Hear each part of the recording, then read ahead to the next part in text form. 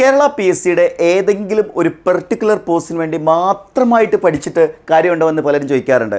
ഞാൻ പൊതുവേ സജസ്റ്റ് ചെയ്യാറുള്ളത് നിങ്ങൾ പല എക്സാംസുകൾക്ക് വേണ്ടി പഠിക്കുക, മൾട്ടിപ്പിൾ എക്സാംസുകൾക്ക് വേണ്ടി പ്രിപ്പയർ ചെയ്യുക എന്നുള്ളതാണ് സജഷനായിട്ട് കൊടുക്കാറുള്ളത്.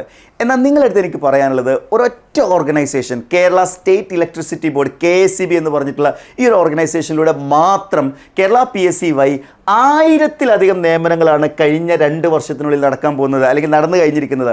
അതായത് ഒരു ഇലക്ട്രിക്കൽ എഞ്ചിനീയർക്ക് മാത്രം കേരളത്തിൽ 1000-ലധികം ഒഴിവുകൾ KSEBയുടെ 2 പോസ്റ്റാണ് അല്ലേ.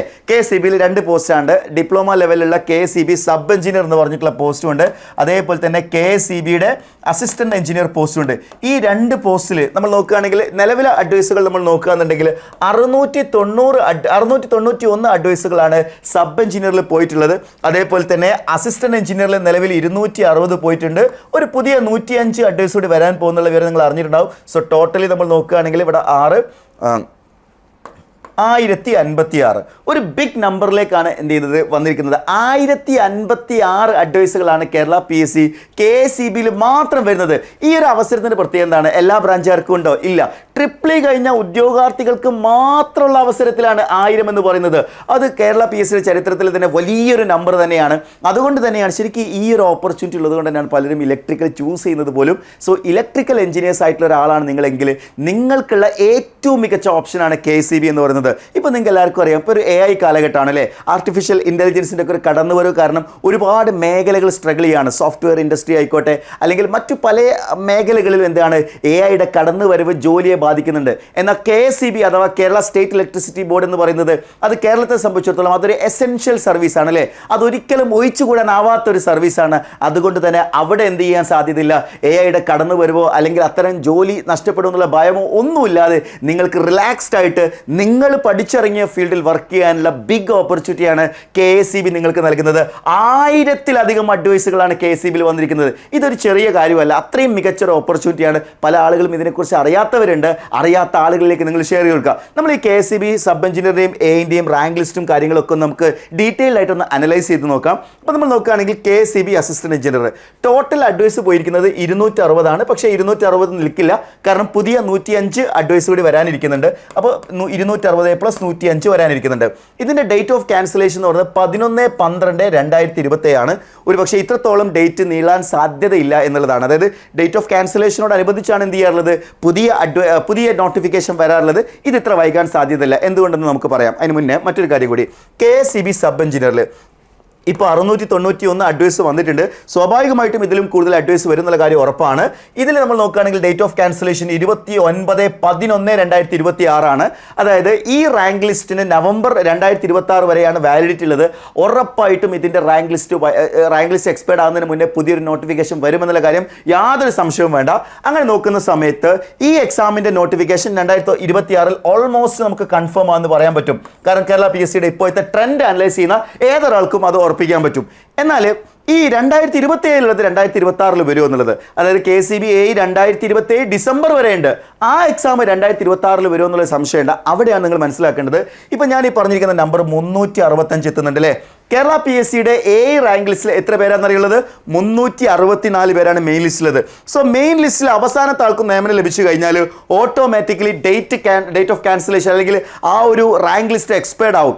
ഇപ്പോൾ ആ റാങ്ക് ലിസ്റ്റ് എക്സ്പയർഡ് ആയി കഴിഞ്ഞാൽ പുതിയൊരു നോട്ടിഫിക്കേഷൻ സാധ്യതയുണ്ട്. ഒരുപക്ഷെ 2027 മുന്നേ തന്നെ AI പോസ്റ്റിലും പുതിയൊരു നോട്ടിഫിക്കേഷൻ വന്നാലും അത്ഭുതപ്പെടാനില്ല. എന്ന് വെച്ച് കഴിഞ്ഞാൽ കേരള സ്റ്റേറ്റ് ഇലക്ട്രിസിറ്റി ബോർഡിലെ അവസരങ്ങൾ തുറന്നിരിക്കുന്നു എന്ന് തന്നെയാണ് നിങ്ങൾ മനസ്സിലാക്കേണ്ടത്. ഇത് തിരിച്ചറിഞ്ഞില്ലെങ്കിൽ, ഇതിനു വേണ്ടി നേരത്തെ പ്രിപ്പറേഷൻ നിങ്ങൾ സ്റ്റാർട്ട് ചെയ്തിട്ടില്ലെങ്കിൽ നിങ്ങൾ നഷ്ടപ്പെടുത്തുന്നത് ഒരു ബിഗ് ഓപ്പർച്യൂണിറ്റിയാണ്. ഇനി മറ്റൊരു പ്രധാനപ്പെട്ട കാര്യം, നിങ്ങൾ ഈ പലപ്പോഴും നോട്ടിഫിക്കേഷൻ വരുന്ന സമയത്ത് വേക്കൻസീസ് ഒക്കെ ശ്രദ്ധിക്കാറുണ്ട് അല്ലേ. നമുക്ക് നോക്കി നോക്കാം. KSEBയുടെ അസിസ്റ്റന്റ് എഞ്ചിനീയർ നോട്ടിഫിക്കേഷൻ വന്ന സമയത്ത് എത്ര നോട്ടിഫിക്കേഷൻ ആയിരുന്നു വേക്കൻസി ഉണ്ടായിരുന്നത്? വേക്കൻസി ആണെന്നറിയോ? വെറും 6 വേക്കൻസിയാണ് നോട്ടിഫിക്കേഷൻ ടൈമിൽ ഉണ്ടായിരുന്നത്. അതേ സ്ഥാനത്ത് KSEB സബ് എഞ്ചിനീയർ ആണെങ്കിൽ 131 വേക്കൻസി ഉണ്ടായിരുന്നു. KSEB സാമാന്യം നല്ലൊരു നമ്പർ ആയതുകൊണ്ട് തന്നെ ഒരുപാട് ഉദ്യോഗാർത്ഥികൾ അപ്ലൈ ചെയ്തിട്ടുണ്ടായിരുന്നു. എന്നാൽ KSEB AI കേവലം 6 വേക്കൻസി ആയതുകൊണ്ട് പലരും അപ്ലൈ ചെയ്യാൻ മടി കാണിച്ചിട്ടുണ്ട്. എന്നാൽ ഈ 6 വേക്കൻസി ഉള്ളതാണ് ഇപ്പോൾ 260 + 105 എന്ന് പറയുന്ന ഒരു ബിഗ് നമ്പറിലേക്കും ഈ 131 691 എന്ന് പറയുന്ന നമ്പറിലേക്കും വന്നിരിക്കുന്നത്. വേക്കൻസി നോക്കിയിട്ടല്ല നിങ്ങൾ പ്രിപ്പയർ ചെയ്യേണ്ടത്. ആ ഒരു പോയിന്റ് ഞാൻ സ്ട്രെസ് ചെയ്ത് പറയാണ്.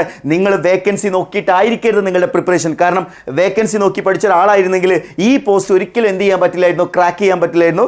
1000-ലധികം ഒഴിവുള്ള KCB എക്സാംസുകൾക്ക് വേണ്ടി എപ്പോൾ പഠിച്ചു തുടങ്ങണമെന്നല്ലേ?